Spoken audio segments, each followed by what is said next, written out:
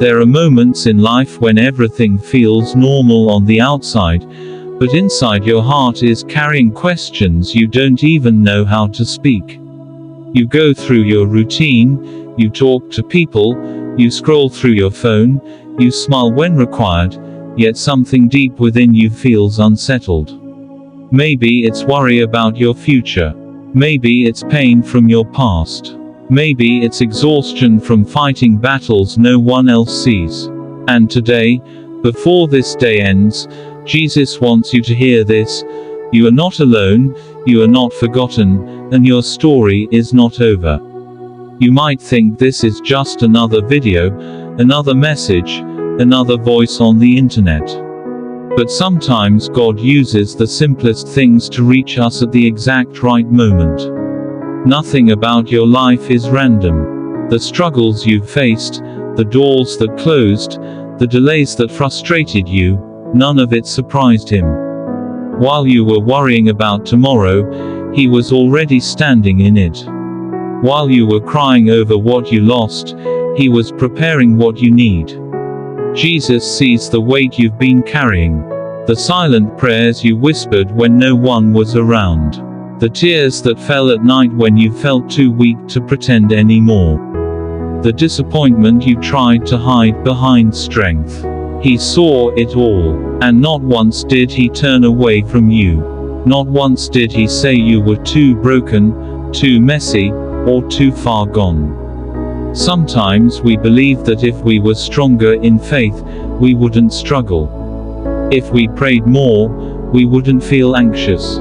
If we trusted more, we wouldn't doubt. But faith isn't the absence of struggle. Faith is choosing to hold on even when struggle is present.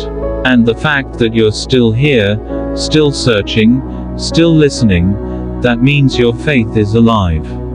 There are seasons when God feels silent. Seasons when prayers seem unanswered. Seasons when the miracle you hoped for doesn't arrive the way you expected. But silence does not mean absence. Delay does not mean denial. And difficulty does not mean abandonment. Sometimes God is doing his deepest work in the quiet places where you cannot see. Think about the storms in your life. The moments when everything felt like it was falling apart. You thought you wouldn't make it through. You thought the pain would break you. Yet somehow, you're still standing. You survived what you thought would destroy you. That wasn't just willpower. That wasn't just coincidence. That was grace. That was Jesus holding you steady when the winds were strong. Maybe right now you're in a waiting season. Waiting for a breakthrough. Waiting for clarity. Waiting for healing. Waiting for the right opportunity. Waiting for peace. Waiting can feel like punishment. But what if it's preparation? What if God is strengthening you internally before elevating you externally? What if He's building roots deep enough to support the blessing that's coming? Jesus never promised a life without storms. But He did promise His presence in the storm. When the disciples panicked in the boat, He was already there. When fear filled the air, His authority still stood. The storm didn't intimidate Him. And the storm in your life doesn't intimidate Him either. You may feel overwhelmed by responsibilities, pressured by expectations, haunted by mistakes, afraid of the future. But Jesus is not overwhelmed by your circumstances. He is not confused about your direction. He is not shocked by your weakness. He understands your humanity and still chooses to love you completely. There are thoughts that try to tell you that you're behind in life. That others are moving forward while you're stuck. That you missed your chance. That it's too late. But God's timing is not a race against other people. Your journey is uniquely designed.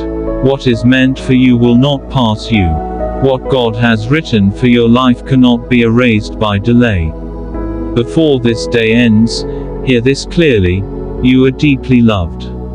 Not because you're perfect, not because you always get it right, not because you never doubt, but because His love is not based on your performance. It's based on his character. And his character never changes. There is power in surrender. Not giving up, but giving over. Saying, Jesus, I can't control everything. I can't fix everything, but I trust you. That kind of surrender brings peace that logic cannot explain. It doesn't remove every problem instantly, but it removes the weight of carrying it alone. You don't have to have all the answers tonight. You don't need a 5-year plan figured out before you sleep. You just need enough faith for this moment. Enough trust for today. Enough courage to take the next small step. God doesn't usually reveal the entire staircase. He illuminates the next step. If you've been feeling distant from Him, come back. Not with shame, not with fear, but with honesty. Tell Him exactly how you feel. Tell Him where you're confused. Tell Him where you're hurt. He is not intimidated by your honesty. In fact, honesty is where intimacy begins. There are people listening right now who feel spiritually dry. You pray, but it feels empty. You read, but it doesn't move you like before. Don't mistake emotional numbness for spiritual failure. Sometimes you're not losing faith, you're growing through a transition. Growth can feel uncomfortable. Expansion can feel lonely, but it's still growth. The enemy tries to isolate you in your mind, to make you believe your struggle is unique and no one would understand. But many people have walked similar valleys and found God faithful. And you will too. This season is not your identity. It is a chapter, not the whole book. Before this day ends, forgive yourself for what you did when you were hurting. Release the guilt that God has already forgiven. Stop replaying mistakes that heaven has erased. You cannot move forward while constantly punishing yourself for yesterday.